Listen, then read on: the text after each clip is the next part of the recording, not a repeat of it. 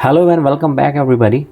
My name is Shobit Tyagi, and I'm very excited today to discuss with you and talk to you on one of the very important, you can say, a library in NLP, which is a spaCy library. So I got a lot of questions from a lot of people that how can we perform different NLP processing steps using some library? Can we have some very good production ready library that we can use, or we can use it in our day-to-day basis projects for data extraction or NLP related stuff. So yeah, for that I had created this video. So the plan is to to give you an understanding about what is spaCy and how can we use it in our projects, and how it supports in all the NLP related activities. So yeah, stay tuned.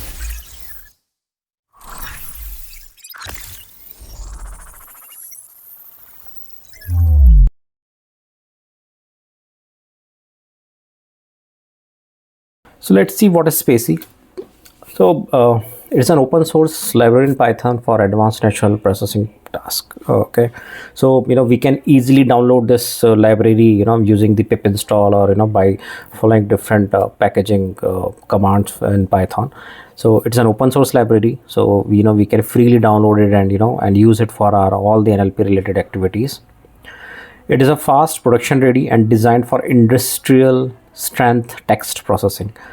So this library is very good in terms of the when you're talking about extracting the information from large data, or identifying the different set of information which we will be discussing in later in the coming section in the video. So now it comes to the question what it does, what and where we can use spaCy. Data tokenization. So guys, if you have seen my previous videos which I had created on NLP, where I had given you the introduction about what is NLP, and what the different processing steps that we can do in NLP, what is the pipeline of NLP. There I had talked to you in detail about what is tokenization, what is lemmatization, what is parsing, what is dependency parsing, what is NER and all. So if you want to go and get the deep understanding around each of these activities, so you can go and check my videos. So for now, as I told you that we can use spaCy for data tokenization. So let's quickly understand what is tokenization. So it's something like splitting the sentence into the multiple words. We call them as a tokens. Then POS tagging, which is called the part speech tagging, which is one of the very important stage in any NLP related activities, which helps us to split the sentence or whatever tokens we had split it into the nouns or in the vocabulary. So if you see the sentence, I like to read books, so where I is a preposition, like is a verb, to is a to preposition, then we have a read, which is a verb, books, which is a noun, is a noun. So this NNS, VBP, so these are all the different classes under which the noun has been segregated by the spaCy. Then we have NER, which is one of the important you can say a step for extracting the information. So NER stands for named entity recognition. So if you see this complete text, so it helps us to identify the what are the entities in which we were talking about. So it will help you to extract and identify the entities, like the person, if there is a name of any person, so it will help and tag that specific label or value as a person.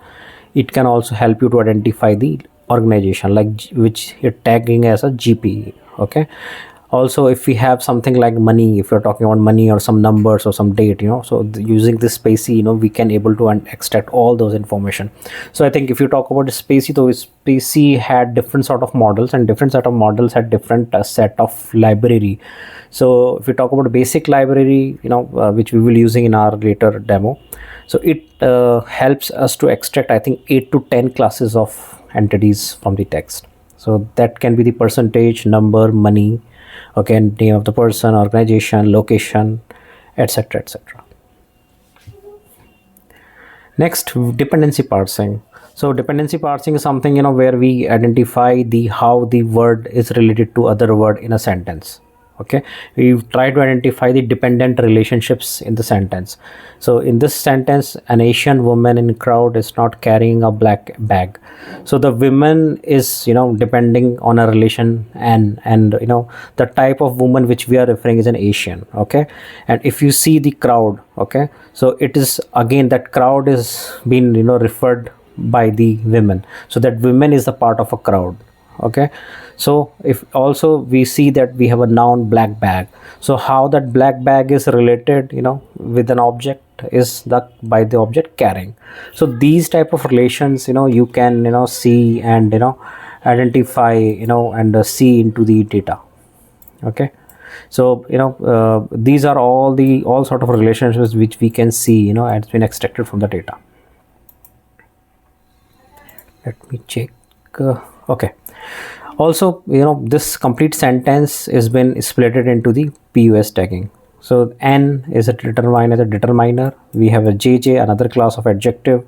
Okay, we have nn is noun, injection, and determiner, noun, verb, adverb, and noun, and jj represent for adjective. Jj is the abbreviation of adjective, and rb is the representation of adverb. So the complete sentence is split into the pus tagging, or you can think of it as a vocabulary. And now using this vocabulary, it is able to identify the relationships between the complete sentence. So we can see we had a 3 relationships. An Asian woman, we are talking about an Asian woman, we are talking about the crowd, we are talking about the carrying a black bag. So all these type of relationships we can able to extract, identify from the sentence using the spaCy. You can understand more about this if you go into my previous sections videos on NLP, where I had talked to you about in detail about what is dependency parsing. Next is lemmatization. So there is a lot of thing which is happening in lemmatization, and a lot of places where we can use lemmatization. So lemmatization is something helping us to to normalize the normalize the words in the sentence. Okay, it helps us, or it also helps to reduce the grammar. It also helps to refine your sentence to make it more meaningful. So if you have a words like changing, change, so all those words has been normalized to the word change. Okay, now this change is given feed into the NLP pipeline, and then our NLP pipeline will process this word change, and accordingly it will build the do the analysis. Okay, also we whenever if you're a fresher, you are getting for an interview, so make sure you understand about the NLP process, and specifically understand this lemmatization, because a lot of people are ask questions on the lemmatizations and the stemming. Let's see what we have in terms of models in spaCy. So I had created a list of activities with respect to the list of models which has been given by spaCy. So you can refer to this table and see which of the model you can use for your a specific task or a specific activity. So if you look into the model section, so we have a model en core web sm. Okay, where en represent English, core is represent your core model, web represent the data on which your model is trained. So this model is trained on the web data. Okay, sm represent your small. Next, in this part, en core web empty, this is empty represent your medium model. So that if you also look at the size of these models, so the size is 12 MB, its size is 43 MB. lg represent your large. Okay, so if you see the type, size is 812 MB. Okay, and where we can use, it's an English small pipeline model. If you want to go use tokenizer, pus tagging, ner, so okay, so you can go and use this model. Okay, this is the data on which this model has trained, and as I told you, if you are looking for good accuracy or lightweight scripts, you want to do some try and test, play around with NLP, so you can use this model. Next, we have medium sized vector model. Now if you're talking about vector, then it clearly means that it will help you where looking for doing this semantic similarity, or looking for similarity between the sentence, between the words, between the document. In that case, you can use this middle model. Okay, so if you are going with the entity similarity, text similarity, and all those use cases, you can commonly use this empty model. Now we have a large model also. Large, if you're looking for good accuracy and you are sacrificing the performance, so you can go with this model. So this model contains the vectors, word vectors. Okay, and this model we can use for production grade NER extraction, similarity, text extraction, semantic search also. Okay, Now, in nowadays, we don't use this large model. Instead of that, we are using the LLMs and GenAI models. So those LLMs and GenAI models are trained on these on these data models, or trained on the data in which these models has trained. Then we have some other models also for bilingual, for recognizing the entities or different language context you want to understand. You can use this model. We have models in different languages also. We have a model which is trained in German. We have model which is trained in France, Spanish, Chinese, and so on.